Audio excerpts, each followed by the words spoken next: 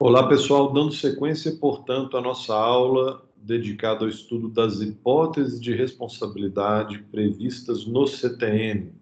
Nós já estudamos os artigos 131 e 132, onde nós vimos a sucessão imobiliária, sucessão mobiliária, sucessão causa-mortes e sucessão empresarial. Nessa aula, dando sequência, vamos analisar a última hipótese de sucessão. Não é a última hipótese de responsabilidade prevista no Código, mas sim a última hipótese de sucessão, que é a sucessão negocial. A sucessão negocial, ela decorre da aquisição do chamado goodwill, né? Ou seja, o fundo de comércio, ou de estabelecimento comercial, industrial ou profissional. Então, quando uma pessoa natural ou pessoa jurídica adquire de outra seu fundo de comércio, estabelecimento comercial, industrial ou profissional e prosseguir na respectiva exploração, ela se tornará responsável pelos tributos atrelados, vinculados ao fundo de comércio ou ao estabelecimento adquirido. E esta responsabilidade do adquirente, ela poderá ser integral ou subsidiária, a depender de um critério eleito pela norma. Então, o adquirente, né, ele será responsável, ele responderá integralmente se o alienante cessar a exploração do comércio, indústria ou a sua atividade profissional. Então, se o alienante vendeu e cessa ou interrompe por um prazo superior a 6 meses a exploração de sua atividade, então a responsabilidade do adquirente será integral. Se o alienante ele prossegue na exploração de sua atividade ou a reinicia dentro de um prazo de 6 meses, a responsabilidade do adquirente será subsidiária e não integral. Portanto, o critério utilizado pelo legislador para que a responsabilidade do adquirente seja integral ou seja subsidiária é a conduta do alienante. Se o alienante continua a sua atividade ou a reinicia no prazo de 6 meses, a responsabilidade do adquirente será subsidiária. Isso quer dizer o quê? Quer dizer que a Fazenda Pública primeiro deverá exigir do alienante. Somente se o alienante não pagar, não forem encontrados bens suficientes, poderá então haver o redirecionamento da cobrança para o adquirente. Doutra margem, se o alienante interrompeu, cessou a exploração de sua atividade ou a interrompeu por um prazo superior a 6 meses, a responsabilidade passa a ser integral do adquirente, ou seja, a cobrança poderá ser diretamente, imediatamente contra ele voltada. Portanto, nós temos, na verdade, duas diferentes hipóteses, né? Uma hipótese que é a responsabilidade por transferência, que se dá na hipótese do inciso 1º do artigo 133. Então, se o alienante cessar a exploração do seu negócio, ele sai do polo passivo. Ele vendeu e a responsabilidade será integral do adquirente. Então, uma responsabilidade por transferência, porque a obrigação tributária ela é integralmente transferida para o sucessor, no caso, o adquirente, e o alienante ele sai do polo passivo. Ou poderá ser uma responsabilidade por extensão, que é aquela prevista no inciso 2 do artigo 133, e se aplica na hipótese do alienante prosseguir na exploração de sua atividade ou reiniciá-la no prazo de 6 meses. Nesse caso, ele permanece no polo passivo, e o polo passivo será estendido para abranger ali tanto o alienante quanto o adquirente. O alienante na qualidade de contribuinte, já que ele realizou o fato gerador, e o adquirente na condição de responsável, já que não realizou o fato gerador da obrigação tributária. Portanto, nós temos aqui duas diferentes hipóteses de sucessão negocial de responsabilidade tributária previstas nos incisos do artigo 133. A primeira, responsabilidade por transferência. A segunda, responsabilidade por extensão. Existe uma exceção à sucessão negocial. Esta exceção ela decorreu da então chamada nova lei de falências, que foi editada nos idos de 2005. Houve uma adequação do Código Tributário neste momento e passou a ser previsto, né, no parágrafo 1º do artigo 133, uma exceção. O que esse parágrafo diz? A sucessão negocial, disposto nesse dispositivo, nesse artigo, não se aplica na hipótese de alienação judicial em processo de falência ou de filial ou unidade produtiva em processo de recuperação judicial. Por que desta previsão? Porque quando uma empresa está em processo de falência ou de recuperação judicial, uma coisa é certa, ela deve tributos. Tributos são devidos. Isso porque, quando do cumprimento de suas obrigações, né, na atividade empresarial, normalmente se privilegia o pagamento dos empregados. A própria lei prevê esta preferência e uma dívida que, se não for paga, tem acréscimos escorchantes. Há multas, as multas são gravosas pelo atraso do salário, a correção também, e a Justiça do Trabalho ela é feroz, né? Ela é truculenta em sua execução.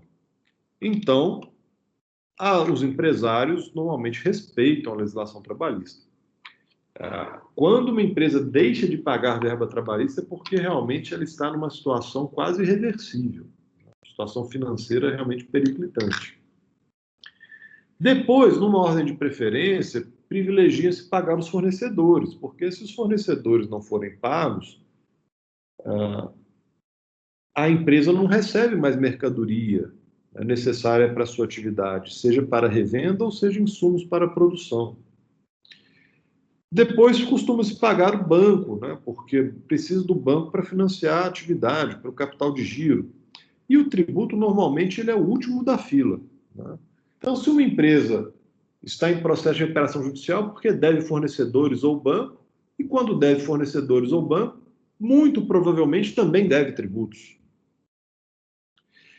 E quando uma empresa está em processo de falência ou de recuperação judicial, o interesse, né, há um interesse na continuidade da atividade, na preservação dos empregos, da atividade econômica, da geração de riquezas.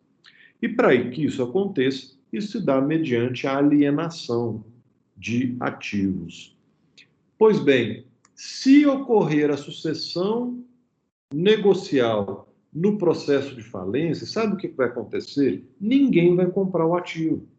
Porque ao adquirir o ativo e prosseguir na continuidade do negócio, que é algo desejável, socialmente e economicamente desejável, o adquirente ele vai estar herdando um passivo enorme.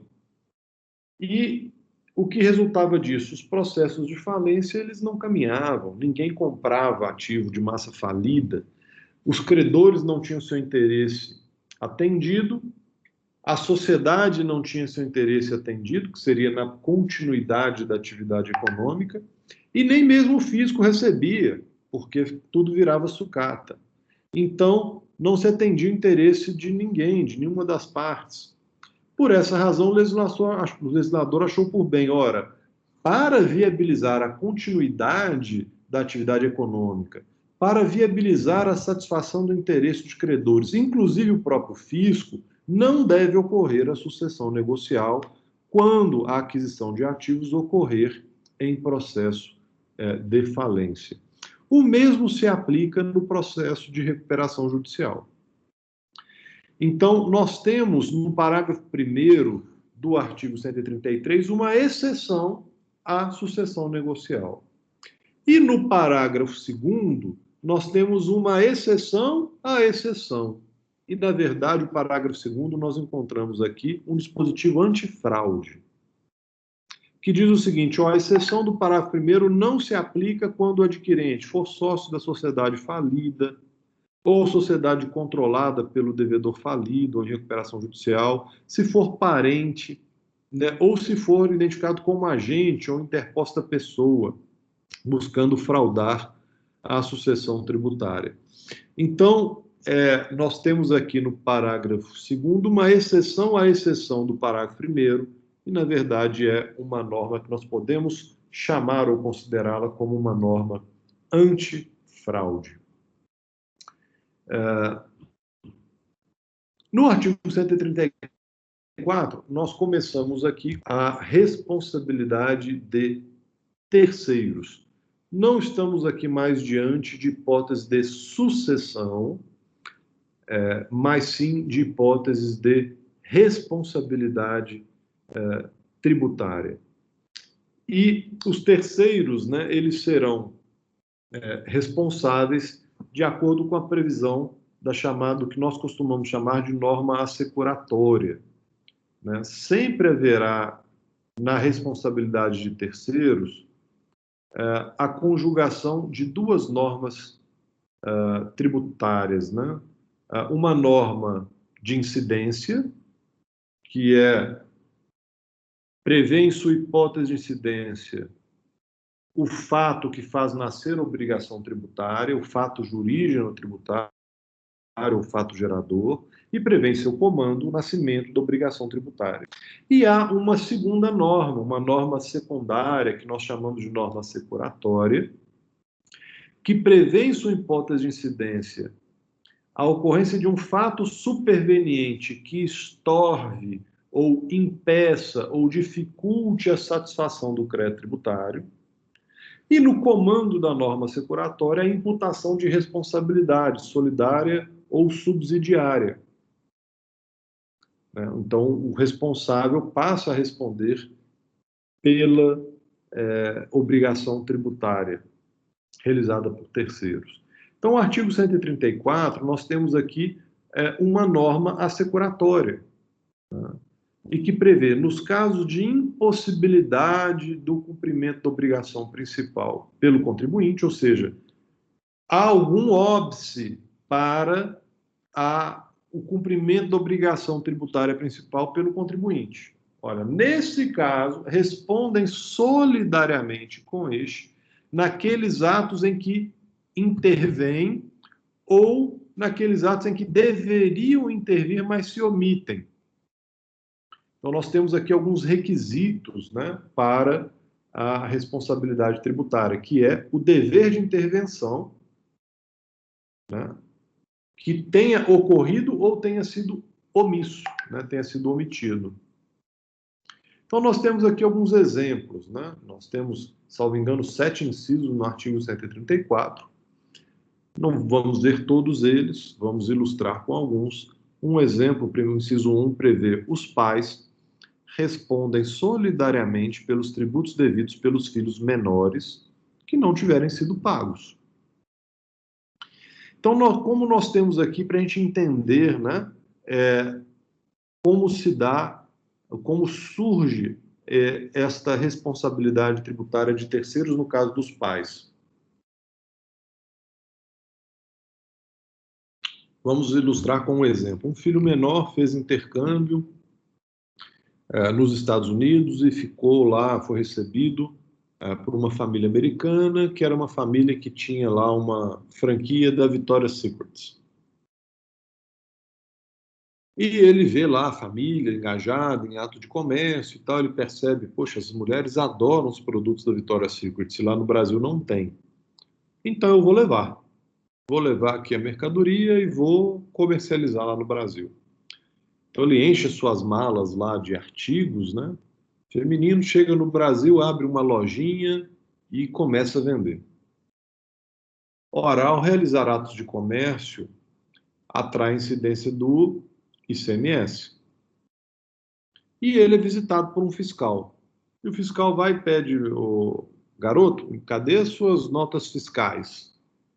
E ele então fala assim, ah, moço, eu nem sei o que é isso, não emito nota fiscal. Eu quero ver então o seu registro de entrada e de saída de mercadorias. Ah, não, não tem isso não. Então o fiscal percebe que o imposto não foi pago. O que o fiscal vai fazer? Ele vai autuar, vai lavrar um auto de infração. Então a obrigação tributária nasce para o filho menor, na qualidade de contribuinte, porque ele realizou o fato gerador. Mas em decorrência de um fato superveniente, qual é o fato superveniente?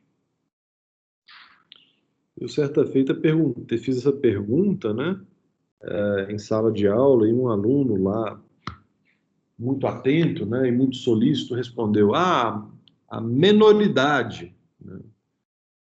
Bom, a menoridade não tem como ser um fato superveniente, né, a menos que nós estejamos aí diante do personagem Benjamin Button. Né? Não tem como a menoridade ser um fato superveniente. O fato superveniente que faz nascer a obrigação dos responsáveis, no caso os pais, é o inadimplemento, é o não pagamento, é o não cumprimento da obrigação principal ou a impossibilidade de sua exigência pela fazenda pública, em face do menor. Nestes casos, surge então a responsabilidade solidária dos pais que detiverem o pátrio poder.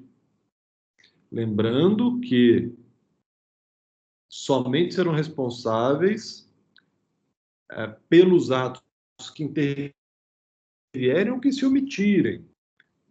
Seja o pai ou a mãe não tiver o pátrio poder, não tiver mais sob sua guarda o filho menor, dele não poderá ser exigido o tributo. Temos aqui, então, um exemplo, né? A obrigação tributária nasce para o filho menor na qualidade de contribuinte, em decorrência de um fato superveniente, entenda-se o inadimplemento, o não pagamento, a impossibilidade de exigência, os seus pais passam a integrar o polo passivo na qualidade de responsáveis. E aqui nós temos exemplos de responsabilidade por extensão. Por que razão? Porque o contribuinte, o filho menor, permanece no polo passivo, agora na companhia dos responsáveis, dos solidariamente responsáveis, seus pais. Portanto, o polo passivo é estendido para abranger contribuinte, o filho menor, e responsáveis, seus pais.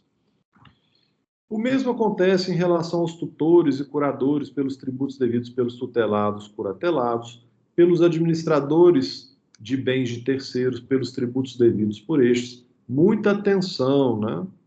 Administradores de bens de terceiros, somente pelos bens que estão sob sua gestão.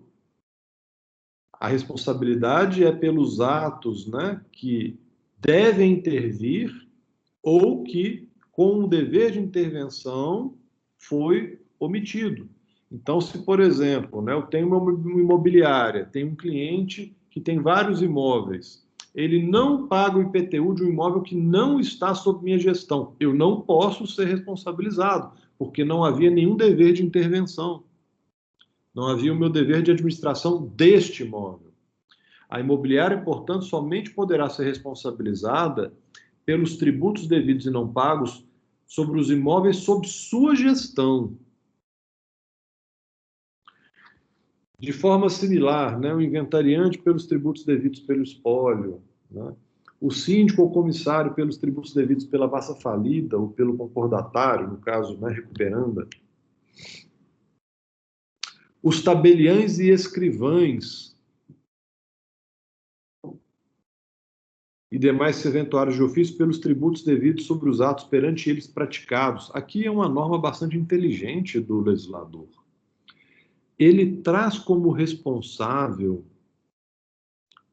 tributário, em relação aos tributos incidentes sobre os atos perante eles praticados, os tabeliães cartorários. E é interessante, né? Quem adquiriu já algum imóvel deve ter percebido isso, quem não adquiriu vai adquirir, vai perceber. Ao se lavrar a escritura, o cartório ele exige a comprovação do pagamento de TBI no caso de uma compra e venda de bem imóvel. Se as partes não apresentam a guia do ITBI, o tabelião não lavra a escritura. Por que razão? Porque ele poderá ser responsabilizado. Então vejam que é uma norma securatória. Ela busca trazer maiores garantias de satisfação do crédito tributário. Ou, se o tabelião lavrar a escritura, quando for levar registro do bem imóvel, o oficial do titular do cartório de registro de imóveis não irá efetuar o registro, a menos que se comprove o pagamento do ITBI, no caso de compra e venda, ou do ITCD, no caso de herança. Mas, mais uma vez, os tabeliães somente poderão ser responsabilizados pelos atos perante eles praticados. Ora, se lavrou a escritura num outro ofício de notas, não pode ser cobrado o imposto de outros tabeliães. Né? Se foi registrado, né,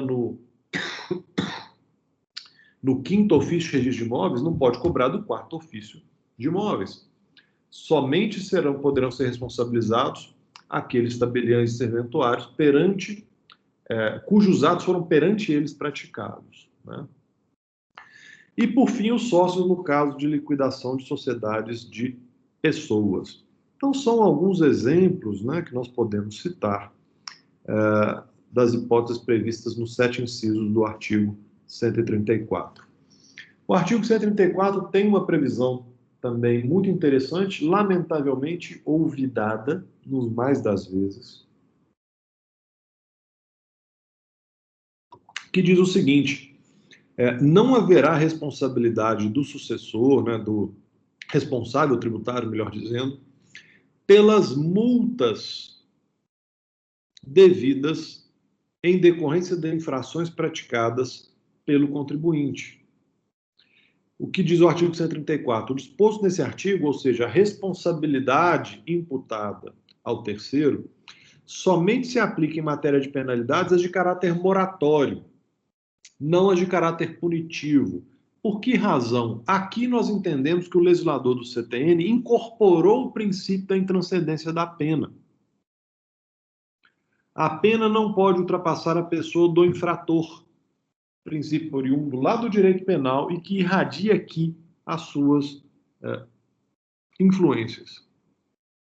Somente as penalidades de caráter moratório. Ora, as multas tributárias têm natureza punitiva. Isso é jurisprudência Remansoux, STF. Elas buscam punir o inadimplemento, penalizar o infrator. As sanções que têm caráter moratório são os juros de mora, que buscam indenizar eventuais prejuízos decorrentes da impontualidade no pagamento. Então, os juros deverão ser pagos pelo responsável, mas as multas não. As multas têm sempre função punitiva e, portanto, de acordo com o artigo do parágrafo 1 do 134, não deveriam ser exigidas dos responsáveis. No mais das vezes, essa disposição ela é ignorada pelas autoridades fiscais. E com o beneplácito do CARF. Tem vários precedentes que ensejaram até a edição da súmula 113, que nós já criticamos na aula passada, que prevê que a responsabilidade do sucessor ou do terceiro abrange também as multas moratórias ou punitivas, com que nós não concordamos, seja pelo disposto do parágrafo único do artigo 134 do CTN, ou seja, pela própria prevalência do princípio da impossibilidade de transcendência da pena ou das sanções. O artigo 135, ele vem tratar de responsabilidade pessoal. Ela, portanto, ela é diferente do artigo 134. No artigo 134, recordando aqui, né, ele prevê a responsabilidade solidária de terceiros. E o artigo 135, ele prevê a responsabilidade pessoal de terceiros. Diz o artigo 135, são pessoalmente responsáveis pelos créditos correspondentes a obrigações tributárias resultantes de atos praticados com excesso de poderes, infração à lei, contrato social ou estatutos. E aqui tem as pessoas que têm essa responsabilidade. Inciso 1, todas aquelas pessoas que nós vimos nos incisos do artigo 134, acabamos de ver. Além disso, mandatários, prepostos, empregados, diretores, gerentes, representantes de pessoas jurídicas de direito privado. Diretores, gerentes e sócios administradores e congêneres. Portanto, aqui se trata, primeira observação, de responsabilidade pessoal de infrator. Uma premissa do artigo 135 é a infração à lei ou aos instrumentos de representação.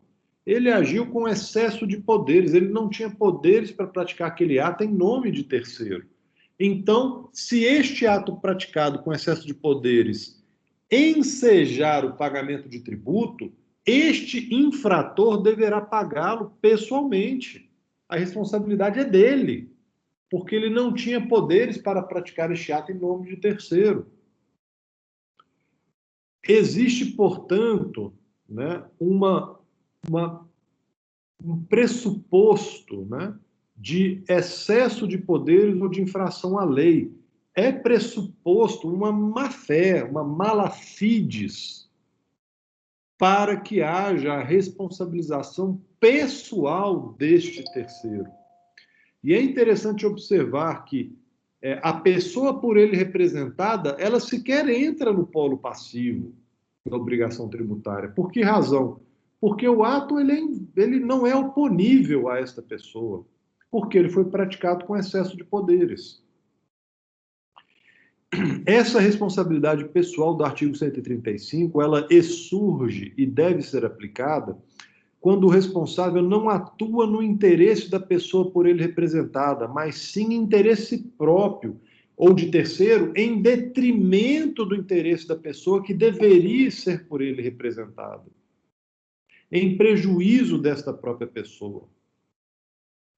E o CTN, melhor dizendo, o STJ, ele entende que o simples não recolhimento de tributo não é uma infração à lei apta a ensejar a responsabilidade pessoal prevista no artigo 135, que é a interpretação que as autoridades fiscais buscam atribuir a este artigo.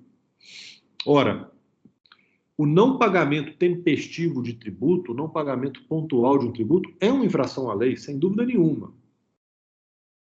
Mas não é uma infração à lei apta a fazer nascer a responsabilidade pessoal prevista no artigo 135. Porque senão nós estaríamos aqui infirmando a autonomia patrimonial das pessoas jurídicas. Ora, a prevalecer o entendimento de que o mero pagamento intempestivo, a intempestividade do pagamento de tributo, ensejaria a responsabilidade dos diretores ou dos sócios gerentes, restaria infirmada a autonomia patrimonial da pessoa jurídica. E sempre, em qualquer caso, sócios gerentes, diretores, administradores seriam responsáveis pelos tributos devidos pela pessoa jurídica. E não é isso que prevê o artigo 135. O que ele prevê é quando este representante legal procurador, mandatário. Agir com excesso de poderes, agir sem poderes para tanto.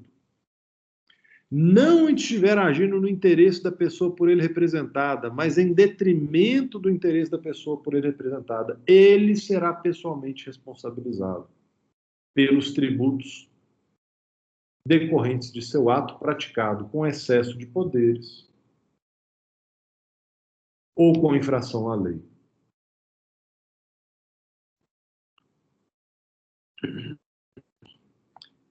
É interessante observar que não há nenhuma previsão na lei, no artigo 135, que preveja a responsabilidade solidária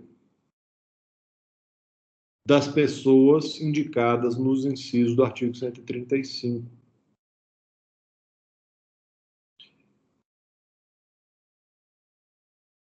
Seria uma responsabilidade pessoal do infrator.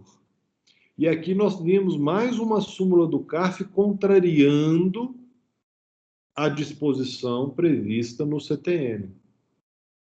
Por quê? O CARF, albergando o entendimento das autoridades fiscais, que melhor favorece, né, o interesse do fisco, entende que seria responsabilidade solidária, mas não há previsão nenhuma de solidariedade. Né? Trata-se de responsabilidade pessoal e que se distingue da solidariedade que há no artigo 134. Pois bem, são esses os principais pontos que nós gostaríamos de destacar a respeito das hipóteses de responsabilidade previstas no CTN. Todo o conteúdo dessa aula encontra-se no livrinho que nós publicamos, inclusive para os alunos, para os nossos alunos, o livrinho que se chama Obrigação Tributária, foi publicado pela editora De Plástico, e nós temos também estas mesmas noções, estes mesmos comentários aplicados ao IPVA, numa obra específica dedicada a este imposto, também recentemente publicada pela De Plástico. Então, quem tiver interesse em aprofundar um pouco mais essas noções, poderá encontrar apoio nesta bibliografia sugerida. Eu agradeço a todos pela atenção e nós voltaremos em nosso próximo encontro para tratar o tema de responsabilidade pela prática de infrações. Portanto, iremos estudar as infrações e sanções de natureza tributária. Agradeço muito a atenção a todos, desejo a vocês um excelente dia.